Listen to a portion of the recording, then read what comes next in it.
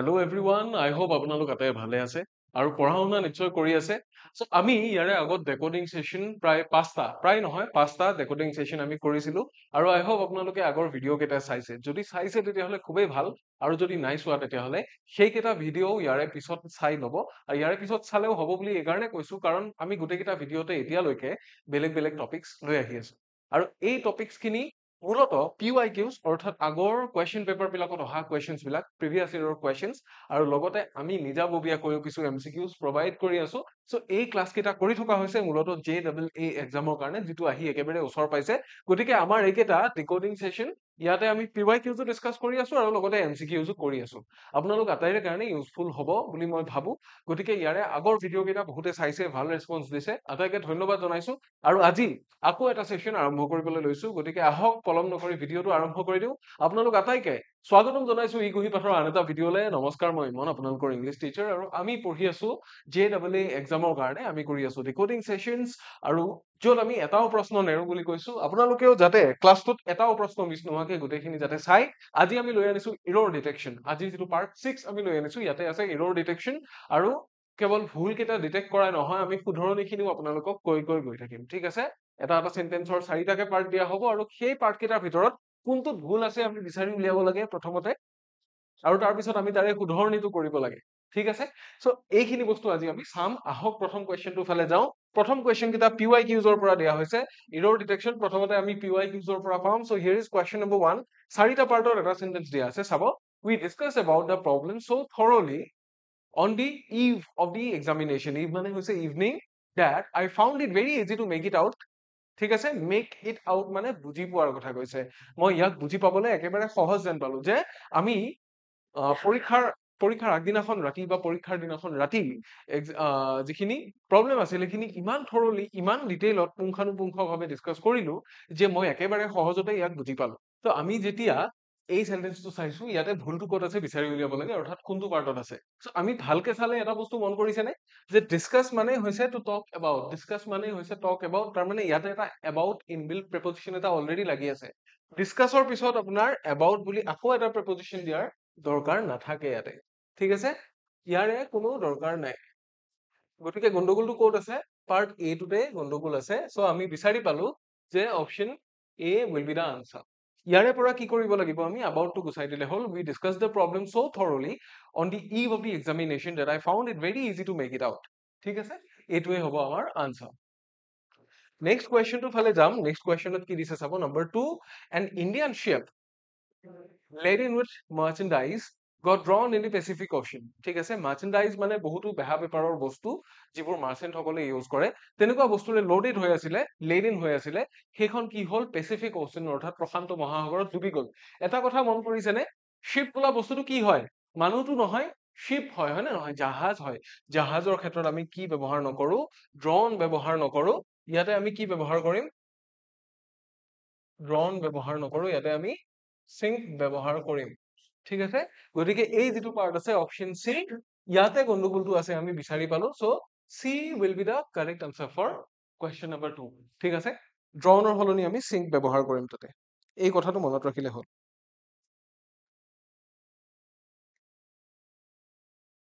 তাৰে পিছৰ কোৱেশ্চনটো ফালে যাম নম্বৰ 3 কি দিছে চাব I could not put up in a hotel because the boarding and lodging charges were exorbitant বহুত বেছি খৰচ আছিল আৰু সেইকাৰণে মই হোটেলখনত থাকিব নোৱাৰিলো এতিয়া এটা কথা চাওক যেতিয়া পুট আপ বুলি কয় পুট আপ উইথ হয় মানুহৰ ক্ষেত্ৰত আৰু ইয়াতে হলে কি হ'ব ইয়াতে হলে পুট আপ ইন লিখিম নে আমি নে নিলিখিম ইয়াতে আমি পুট আপ ইন লিখিব নোৱাৰো পুট আপটো কি হয় পুট আপ মানে সহ্য কৰা বা থকা তেনেকুৱা একেলগে থকা টলাৰেট কৰা বুজাই আৰু হোটেলৰ ক্ষেত্ৰত আমি ইন নিলিখো কাৰণ আমি যেতিয়া প্ৰেপজিশন অফ প্লেসেস যেতিয়া পঢ়িছিলো তেতিয়া আমি জানো যে এখন হোটেল এটা স্পেসিফিক পইণ্ট হয় ইটস আ স্পেসিফিক পইণ্ট এখন হোটেল হওক লাগিলে জু হওক এটা জিম হওক হয় নহয় এইবিলাক এটা এটা স্পেসিফিক পইণ্ট লাগিলে এটা লাইব্ৰেৰী হওক সো ইনৰ জায়গাত ইয়াতে কি হ'ব লাগিব এট হ'ব লাগিব এট হলেহে শুদ্ধ হ'ব I could not put up at a hotel because the boarding and lodging charges were exorbitant এনেকে আমি ক'ব পাৰিম so option A will be the correct answer য'ত ভুলটো আছে option A অৰ্থাৎ part A টোৰ ভিতৰতে গণ্ডগোলটো আছে যে put up in নহয় put up at a hotel হ'ব ঠিক আছে এটটোৰ পুটাপৰ লগত কানেকশ্যন নাই কিন্তু এটটোৰ কানেকশ্যন আছে হোটেলখনৰ লগত সেইকাৰণে হোটেলৰ আগত আমি কি প্ৰেপজিশ্যন বহুৱাম ইন বহুৱাব পাৰো যদি কোনোবা হোটেলৰ ভিতৰত বাস কৰি আছে কিন্তু এখন হোটেলৰ সেই নিৰ্দিষ্ট লোকেশ্যনটোৰ কথা কওঁতে আমি এট আ হোটেল কি কৰিম ইউজ কৰিম ঠিক আছে তাৰপিছত যাম আমি নম্বৰ 4 ৰ ফালে ইয়াতে কি কৈছে চাব the Indian radio which was previously controlled by British rulers is free now from the narrow vested interest এটা কথা চাও narrow ইয়াতে দুটা পাৰ্টতে ভুল আছে দুটা পাৰ্টতে গণ্ডগোল আছে দুটা পাৰ্টত কিয় গণ্ডগোল আছে বুলি কৈছো জানেনে কাৰণ ফ্ৰী নাও ফ্ৰম দ্য ইয়াতে দ্য নালাগে নেৰো ভেষ্টেড ইন্টাৰেষ্ট কাৰণ ইন্টাৰেষ্টৰ কথা আগতে মেনশ্যন কৰা হোৱা নাই গতিকে দ্য নেৰো ভেষ্টেড ইন্টাৰেষ্ট ইয়াতে নহয় প্ৰথম কথা ছেকেণ্ডলি ইয়াতে কি আছে বি আৰু চি দুইটা হয় তাৰমানে ইয়াতে both B and C কিহৰ কাৰণে হয় কাৰণ ব্ৰিটিছ ৰোলাৰ্স নহয় ৰোলাৰ মানে কি হয় ৰোলাৰ মানে যি ৰোল কৰি কৰি যায় ইয়াতে আমাক কি লাগিছিল ৰুলাৰ্স লাগিছিল শাসনকৰ্তা সেইসকলে ৰুল যিয়ে কৰে সেইসকলক আমি কি বুলি কওঁ ৰুলাৰ্স বুলি কওঁ গতিকে বি আৰু চি দুটাই হয় চাবলৈ গ'লে ষ্টিল যদি দটো চকুত নপৰিবও পাৰে কেতিয়াবা কাৰোবাৰ চ' ইয়াতে আমি ৰোলাৰ্সটো বি টোকে শুদ্ধ বুলি ধৰিবও পাৰো ইয়াতে ঠিক আছে বি টোকে আমি শুদ্ধ বুলি ধৰিবও পাৰো এতিয়া হয়তো বহুতে ভাবিছে ছাৰে নিজে কি কুৱেশ্যন লৈ আনিছে নিজে আনচাৰ নাজানে নেকি বাট এয়া হৈছে প্ৰিভিয়াছ ইয়াৰত অহা কুৱেশ্যন যিটো মই নিজে ছেট কৰা নাই মোৰ চকুত যি দুটা ভুল পৰিছে মই সেই দুটা কথা কৈ দিছো আপোনালোকক ঠিক আছে তাৰপিছত আমি যাম কুৱেশ্যন নম্বৰ 5 ৰ ফালে ইয়াতে কি দিছে চাব ইয়াতে দিছে if I had known this yesterday I will have helped him no error no error মানে কি যদি এটা পাৰ্টতো ভুল নাই তেতিয়াহ'লে কি no error to আমি choose কৰিম but looking at the sentence if I had known this yesterday যদি মই যোৱাকালি এইটো জানিলোহেঁতেন তেতিয়া কি লাগিব মই কৰিলোহেঁতেন এতিয়ালৈকেতো কৰা নাই will have দিলে কি হ'ব future perfect tense হৈ যাব আমাক কি লাগে we need conditional past ঠিক আছে আমাক এটা কি লাগে conditional past মানে এইটো হোৱাহেঁতেন এইটো হ'লহেঁতেন তেতিয়া আমি কি লিখিম আৰু এটা আছে future perfect ঠিক আছে future perfect future perfectত আমি লিখিম will have তাৰপিছত v3 আৰু conditional pastত আমি কি লিখিম conditional pastত আমি লিখিম would have ঠিক আছে মনত থাকিব সো এইটো যেটো conditional past কাৰণ এইটো বস্তু নহল যদি হলহেঁতেন তেতিয়া অমুক হলহেঁতেন বুলি কৈছো গতিকে ইয়াতে কি নহয় will নহয় will ৰ সলনি ইয়াতে হ'ব would ইয়াক ৰিপ্লেচ কৰি দিলে হল would have helped him হ'ব সো অপচন C হৈ যাব আমাৰ আনসাৰ কাৰণ পাৰ্ট C টোত আছে কি গণ্ডগোল ঠিক আছে এইটো হল আমাৰ কোৱেশ্চন নম্বৰ 5 তাৰপিছৰ সেন্টেন্সটো চাম number 6 কি দিছে চাব a lot of travel delay is caused due to the inefficiency and lack of good management on behalf of the railways or no error এটা কথা চাওক যে on behalf আমি কেতিয়া লিখো a lot of travel delay is caused due to the inefficiency and lack of good management হয় কেতিয়া কি হয় বুলি কৈছে যে যদি ইনএফিচিয়েন্সি হয় কামত যদি ইমান এফিচিয়েন্সি নাথাকে এণ্ড গুড মেনেজমেন্টৰ অভাৱত কি হয় ট্ৰেভেল ডিলে বিলাক হয় যে ট্ৰেইন বিলাক ডিলে হৈ থাকে এইখন ট্ৰেইনৰ ডিলে সিখন ট্ৰেইনৰ ডিলে দেৰিকৈ আহিব এইবিলাক বস্তু হৈ থাকে কিহৰ কাৰণে ৰেলৱেজে যেতিয়া কামত ভালকে মনোনিৱেশ কৰিব নোৱাৰে বা ৰেলৱেজৰ দ্বাৰা যদি ভাল মেনেজমেন্ট নহয় এতিয়া আমি on behalf of the railways লিখিম নে অন বিহাফ অফ ৰেলৱেজ কেতিয়া লিখিম যদি কাৰোবাৰ হৈ পেলাই ৰেলৱেজৰ হৈ যদি কোনোবাই কিবা এটা কাম কৰি আছে কিন্তু এইটো ৰেলৱেজৰ হৈ পেলাই ৰেলৱেজক ৰিপ্ৰেজেন্ট কৰি বেলেগ মানুহে কৰি নাই থকা এইটো স্বয়ং ৰেলৱেজৰ দ্বাৰাই হৈ আছে গতিকে অন বিহাফ অফৰ সলনি আমি কি লিখিব লাগিব ইয়াৰে সলনি আমি লিখিম বাই ঠিক আছে বাই লিখিম গতিকে শুদ্ধ কেনেকে হ'ব a lot of travel delay is caused due to the inefficiency and lack of good management by the railways will be the correct sentence here so option C will be the answer because C part tote ase gondogoltu ঠিক আছে এইটো হল question number 6 then আমি যাম number 7 or ফলে ইয়াতে কি দিয়া আছে চাব one of the members expressed doubt if the minister was an atheist ঠিক আছে এটা কথা চাব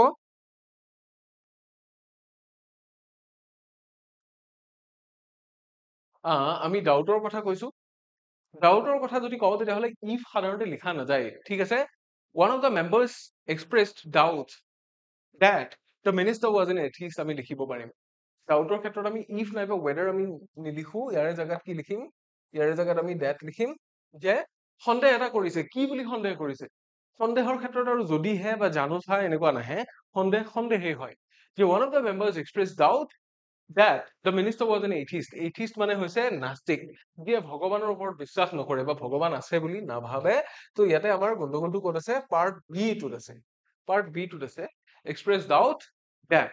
এইটো হৈ যাব আমাৰ ইয়াতে উত্তৰ। ঠিক আছে, number 7 is done. এবাৰ আমি যাম number 8 ৰ ফালে। ইয়াতে কি দিছে চাব, number 8, I have got my MSc degree in 1988. ঠিক আছে, এটা কথা চাব, 1988 কেতিয়া আছিলে? আমি যদি এইটো টাইমৰ পৰা যদি চাওঁ, ঘূৰি চাওঁ, 1988 কিমান বছৰ আগতে আছিলে? অলমোষ্ট কিমান? অলমোষ্ট 40 years আগত, ৰাইট? 85 হৈ গ'লেতো 40 হৈ যাব পুৰা। তো 1988 37 years মান হ'ব। চ' 1988 ৰ বস্তু এটা আমি ইয়াতে কি লিখিছো? I have got লিখিছো। I have got লিখিছো। have got আমি কেতিয়া লিখো? প্ৰেজেন্ট পাৰফেক্ট, যিটো বস্তু এইমাত্ৰ শেষ হৈছে। চ' যদি 1988 পাইছো, তেতিয়াহ'লে I have got লিখিব পাৰিম নে? নোৱাৰো। ইয়াতে have টো উঠাই দিলে হ'ল। ইয়াতে কি? no need। এই সেন্টেন্সটো কিহৰ কাৰণে no need বুলি কৈছো? কাৰণ এই সেন্টেন্সটো কি? প্ৰেজেন্ট পাৰফেক্ট নহয়, এইটো কি? past indefinite হ'ব লাগে। past indefinite। ঠিক আছে, এনেকে কৰা যায়। তো ইয়াতে আমি কি কৰিম? পাৰ্ট এ টোতে ভুলটো আছে। I have got নহয়, একচুৱেলি I got হ'ব লাগিছিলে। ঠিক আছে, I think এইখিনি বুজি পাইছে আপোনালোকে।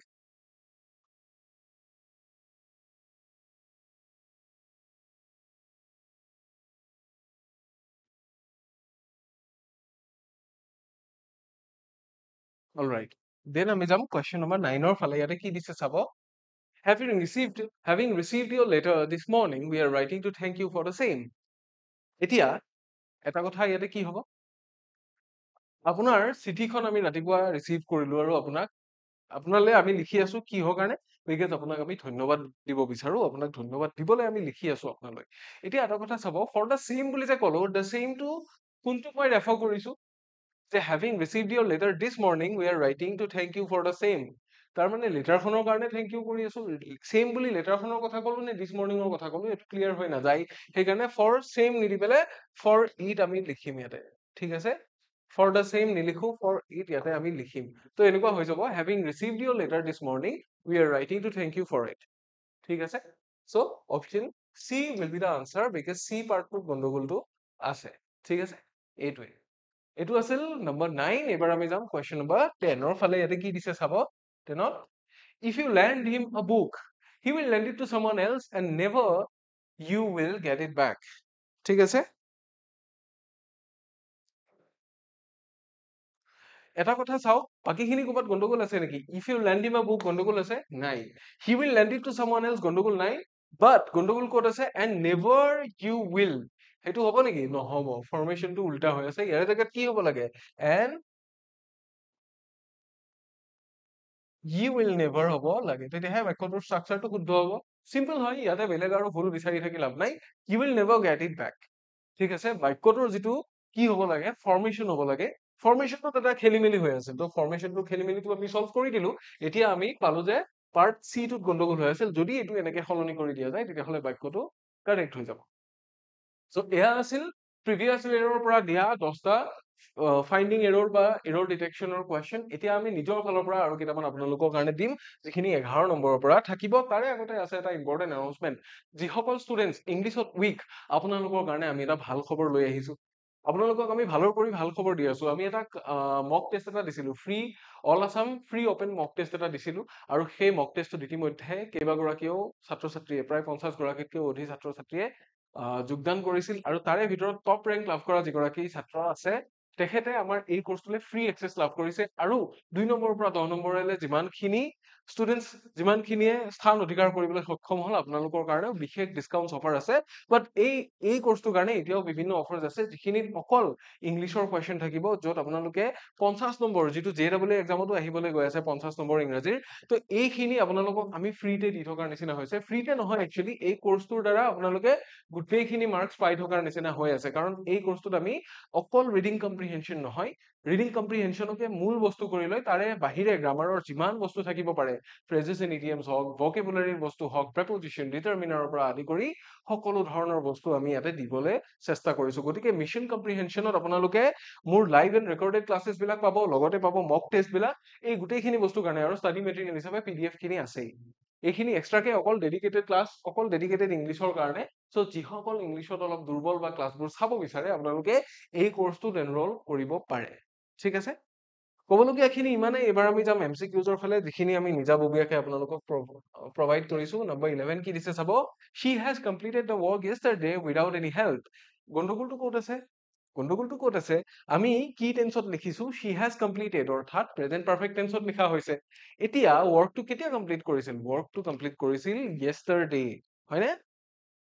ওয়াৰ্কটো কেতিয়া কমপ্লিট কৰিছিল yesterday হয় নহয় ইয়াতে আমি কি লিখিছো she has completed তাৰ মানে we are writing it on present perfect tense হয় নেকি প্ৰেজেন্ট পাৰফেক্ট টেন্সত আমি কেতিয়া লিখো যেতিয়া বস্তুটো এই মাত্ৰ সম্পূৰ্ণ হৈছে গতিকে ইয়াতে প্ৰেজেন্ট পাৰফেক্ট নহয় আমি কি লিখিব লাগিব past indefinite লিখিব লাগিব হয় নহয় past indefinite লিখিলে এই has টো ইয়াতে দৰকাৰ আছে নে নাই has টোৰ দৰকাৰ নাই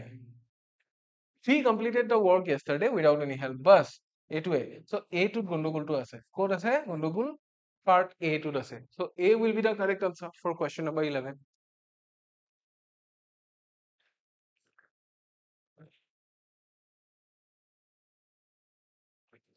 ইয়াৰে পিছৰ কোৱেশ্চনটো চাম আমি নম্বৰ 12 কি দিছে চাব The members of the committee was not happy with the final decision ঠিক আছে The members of the committee was not happy এটো এটা সৰু subject verb agreementৰ গণ্ডগোল এটা দিয়া আছে এটা কথা চাওক কমিটিখনত মানুহ বহুত থাকে কমিটি এখনেই হয় এটো কালেক্টিভ হয় কমিটিখন সিঙ্গুলাৰ হয় কমিটিখন কি সিঙ্গুলাৰ বাট কমিটিখনৰ মেইন সাবজেক্ট কিটা কোনকিটা এইকেইটা হৈছে প্লুৰেল সো আমাৰ মেইন সাবজেক্টটো কোনটো মেইন সাবজেক্ট হৈছে এইটো সো এইটো যদি হয় ইয়াতে আমাক কি লাগিব ওয়াজৰ সলনি ওয়াজটো এটা কি সিঙ্গুলাৰ ভাৰ্ব আমাক লাগিব where ইয়াতে হ'ব লাগিব কাৰণ মেম্বাৰ্স খিনিৰ কথা কৈছে গতিকে ইয়াতে আমি কি দিব নোৱাৰো সিঙ্গুলাৰ ভাৰ্ব দিব নোৱাৰো ইয়াতে আমাক কি লাগিব প্লুৰেল ভাৰ্ব এটা লাগিব প্লুৰেল ভার্ব এটা লাগিব ঠিক আছে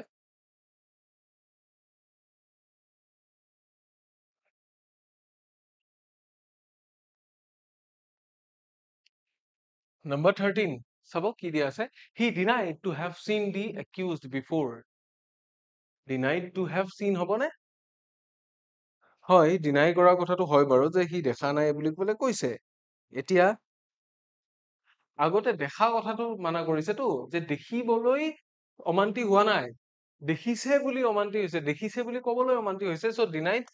টু হ্যাভ সিন আমি নিলিখো ইয়াৰে সলনি আমি কি লিখিব লাগিব ডিনাইড হ্যাভিং সিন হি ডিনাইড হ্যাভিং সিন দি একিউজড বিফোর যে অভিযুক্তজনক সি যে আগতে দেখিছে সেই কথাটো সি ডিনাই কৰি দিলে গতিকে কি হ'ব option B will be the answer B পাৰ্টটোত যেটো আছে সেইটোৱে হ'ব কাৰেক্ট আনসাৰ কোৱেশ্চন নম্বৰ 13 ৰ কাৰণে তাৰপিছত আহিম number 14 Ramesh along with his friends are going to exhibition tomorrow exhibition মানে হৈছে মেলা প্ৰদৰ্শনী এটা কথা চাও যে along with his friends দিয়া আছে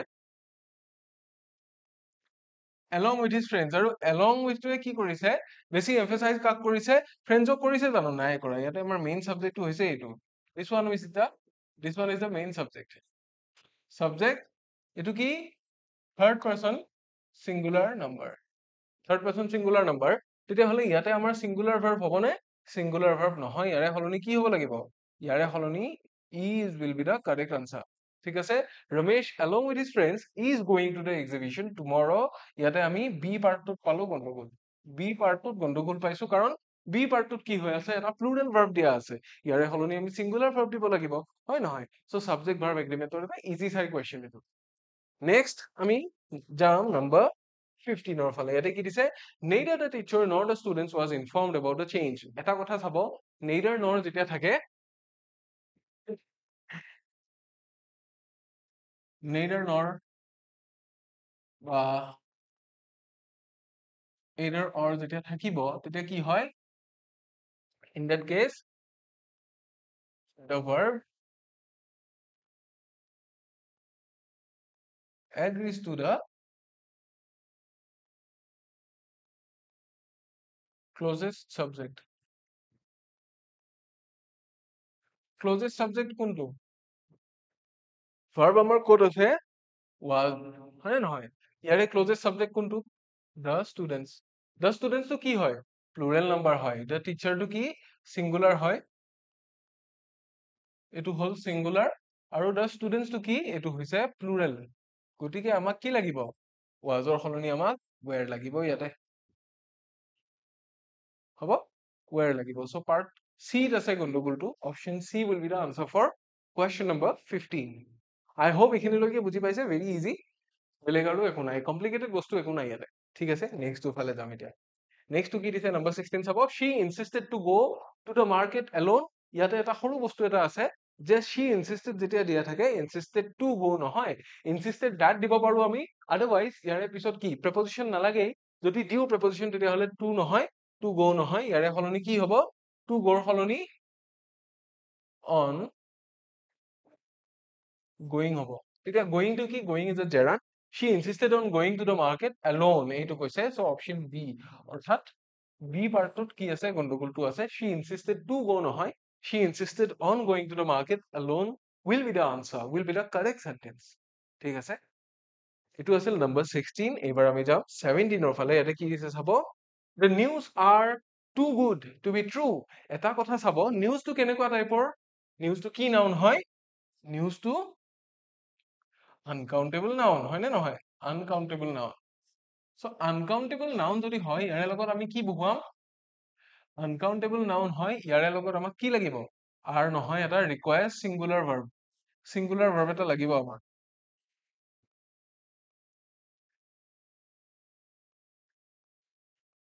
requires singular verb so singular verb লাগিলে কি হ'ব ইয়াৰে পৰা আমি এটোৱে পালো যে আৰৰ জায়গাত আমি কি বহুৱাম was নহয় is বহুৱাম ঠিক আছে option B will be the answer কাৰণ বি পাৰ্টটোতে গণ্ডগোল আছে গণ্ডগোলটো ক'ত হৈ আছে সৰু যিটো verb আছে verbটো singular হৈ আছে singular sorry plural হৈ আছে pluralৰ জায়গাত আমাক এটা singular verb লাগে সেইটোৱে গণ্ডগোল হৈ আছে বেলেগ একো গণ্ডগোল ইয়াতে নাই ঠিক আছে দেন আমি যাম নম্বৰ 18 ৰ ফালে scarcely had he reached the station when the train left the platform ঠিক আছে ইয়াতে কি হ'ব কওকচোন scarcely had he reached the station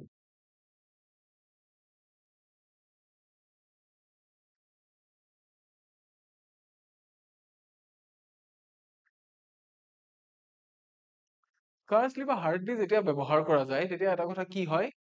তেতিয়া আমি when ব্যৱহাৰ নকৰো আচলতে আমি কি ব্যৱহাৰ কৰো আমি then ব্যৱহাৰ কৰো ঠিক আছে ইয়াতে আমি ব্যৱহাৰ কৰিম then scarcely had he reached the station or hardly had he reached the station then the train left the platform ঠিক আছে সেইটোৱে ইয়াতে বুজাবলে বিচৰা হৈছে সো বি যেটো আছে পাৰ্ট বি থকাটোৱে হ'ব আমাৰ শুদ্ধ উত্তৰ question number 18 ৰ কাৰণে ঠিক আছে all done এবাৰ আমি যাম number 19 ৰ ফালে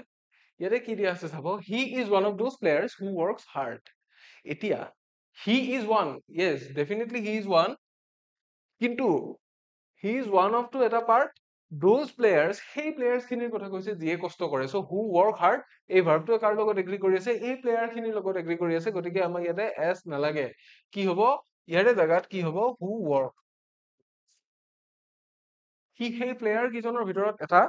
এটা সেই প্লেয়াৰ কিটাৰ ভিতৰত যি কেইটা প্লেয়াৰে বহুত কষ্ট কৰে গতিকে who works নহয় ইয়াতে those players who work hard ঠিক আছে even though he is one তো one টোক আমাৰ এইটো ভাৰ্বে ৰিপ্ৰেজেন্ট কৰিয়ে আছে নহয় those player ৰ কথা কোনটো ভাৰ্বে ক'ব এইটোৱে ক'ব work hard হয় নে নহয়? চ' এইটো এটা বেলেগ ক্লজত আছে। গতিকে ডেফিনেটলি কি হ'ব, পাৰ্ট বি টোতে গণ্ডগোলটো আমাৰ আছে। বি টোত থকা গণ্ডগোলটো হ'ল যে ৱৰ্কছ ভেৰি হাৰ্ড নহয় বা ৱৰ্কছ হাৰ্ড নহয়, ৱৰ্ক হাৰ্ড হ'ব। ঠিক আছে, দেট ইজ নম্বৰ 19। এবাৰ আমি যাম নম্বৰ 20ৰ ফালে। 20ত কি কৈছে চাব, if he will work hard he will surely pass the examination. তাৰমানে সি যদি কষ্ট কৰে সি নিশ্চয় এক্সামটো পাছ কৰিব পাৰিব। এতিয়া ইফ ক্লজত, এনেকুৱা ক্লজত কি নাথাকে, পচিবিলিটি এটাহে আছে। তেতিয়া ইফ হি থাকিলে আমি উইল ক'ব নোৱাৰো। ইফ হি কি হ'ব, উইল ৱৰ্কৰ জেগাত ইফ হি ৱৰ্কছ হাৰ্ড হ'ব। তাৰমানে যদিও বা প্ৰেজেন্ট ইনডেফিনিটৰ নিচিনা ষ্ট্ৰাকচাৰত বহে, ই ফিউচাৰে বুজায়। ই ফিউচাৰ বহাই, কিন্তু ইয়াৰ ই ফিউচাৰ বুজায়, বাট ইয়াৰ ষ্ট্ৰাকচাৰটো কি হৈ আছে, প্ৰেজেন্ট ইনডেফিনিটৰ নিচিনা হৈ আছে। ঠিক আছে, প্ৰেজেন্ট ইনডেফিনিটৰ নিচিনা হৈ আছে। এই বস্তুটো চালি হ'ল। তো ইয়াতে পাৰ্ট এ টোতে গণ্ডগোল আছে। চ' আমি এ টোকে শুদ্ধ আনচাৰ হিচাপে বা অপশ্যন হিচাপে চুজ কৰিম। চ' আমাৰ ক'বলগীয়া এইখিনিয়ে আছিল। আজিৰ যিকেইটা কুৱেশ্যন আছিল এইকেইটা ডিকডিং ছেশ্যন ইয়াতে সমাপ্ত হৈছে। আই হোপ আপোনালোক আটাইয়ে ভাল পালে। এতিয়া আছে টেলিগ্ৰাম সম্পৰ্কীয় ঘোষণা। চ' আপোনালোক যদিহে আমাৰ সৈতে টেলিগ্ৰামত জড়িত হোৱা নাই, তেতিয়াহ'লে অতি শীঘ্ৰে জড়িত হ'ব বুলি মই আশা ৰাখিছো। আপোনালোকৰ স্ক্ৰীনৰ বাওঁফালে যিটো কোড দেখিছে, এইটো হৈছে ই-কুইভাত অফিচিয়েল টেলিগ্ৰাম চেনেলটোৰ QR কোড। আৰু এই কোডটো স্কেন কৰি আপোনালোকে আমাৰ অফিচিয়েল টেলিগ্ৰাম চেনেলটো জইন কৰিব পাৰে, অথবা আপোনালোকে নামেৰে চাৰ্চ কৰিলেও চেনেলটো বিচাৰি পাব। আৰু এই চেনেলটো বিচাৰি পালে আপোনালোকে আমাৰ ফ্ৰী হওক, পেইড হওক, গোটেই ক্লাছবিলাকৰ, কৰ্চবিলাকৰ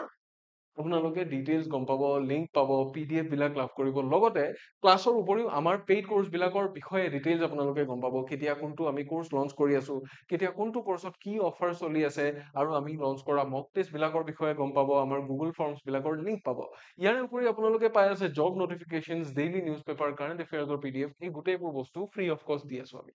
লগতে জনাও, এই ইউটিউবৰ ক্লাছখিনি যিসকলে চাই আছে আপোনালোকে, মোৰ ইউটিউবৰ ক্লাছসমূহৰ লিংক আৰু PDF মই মোৰ নিজা চেনেলতো প্ৰভাইড কৰোঁ, which is ইমন ছাৰ টিচেছ। আপোনালোকে যদি QR কোডটো বিচাৰি চোৱাত যদি দিগদাৰ হৈছে, তেতিয়াহ'লে নামটোৰে চাৰ্চ কৰিলেও পাই যাব, ইমন ছাৰ টিচেছ বুলি। এই দুটা চেনেল আপোনালোকে আজিয়ে জইন কৰিব বুলি মই আশা ৰাখিছো। মোৰ ক'বলগীয়া ইমানখিনিয়েই। এতিয়া ইমানতে সামৰিম। ইয়াৰে পিছত আকৌ আহিব ডিকডিং ছেশ্যন। প্ৰায় 20টামান ডিকডিং ছেশ্যন মই আনিম বুলি ধৰি থৈ দিছো পৰীক্ষাৰ একেবাৰে ওচৰলৈকে। গতিকে এইটো মাত্ৰ 6 নম্বৰ, আৰু 14টামান ছেশ্যন তেনেকুৱা আহিবলৈ আছে, য'ত আমি বাকী ৰৈ যোৱা বাকী কুৱেশ্যন বিলাকো আনিম, আৰু প্ৰতিটো কেটেগৰীৰে আৰু এক্সট্ৰা কুৱেশ্যন আহি থাকিব। পিছলৈকে ডিকডিং ছেশ্যনৰ মাৰাথন ক্লাছো আহিব। গতিকে আমাৰ ক্লাছসমূহ মিছ নকৰি আপোনালোকে শেষলৈকে চাব বুলি মই আশা ৰাখিলো। আজিলৈ ইমানতে এৰিম। ইয়াৰে পিছৰ ক্লাছত আপোনালোক আটাইকে পুনৰ লগ পোৱাৰ প্ৰতিশ্ৰুতিৰে আজিলৈ বাই বাই দিছো। Until next time, take care.